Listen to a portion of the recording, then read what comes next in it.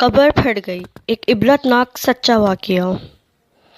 قبر پھٹ گئی۔ ڈیرہ غازی خان کے قصبہ الہ آباد میں ایک منہ پھٹ اور انتہائی بدزبان قادیانی ماسٹر رہتا تھا۔ اس شاطر کو جہاں موقع ملتا وہ قادیانیت کی تبلیغ کرتا اور ختم نبوت کے بارے میں بک بک کرتا۔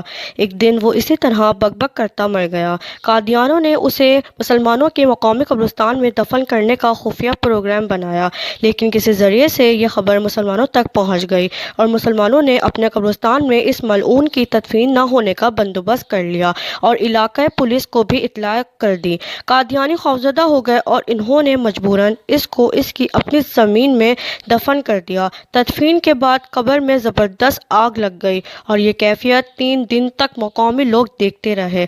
آخر کار قبر پھٹ گئی اور وہاں ایک بہت بڑا گڑھا بن گیا۔ لوگ دور دور سے اس عبرتگاہ کو دیکھنے آتے۔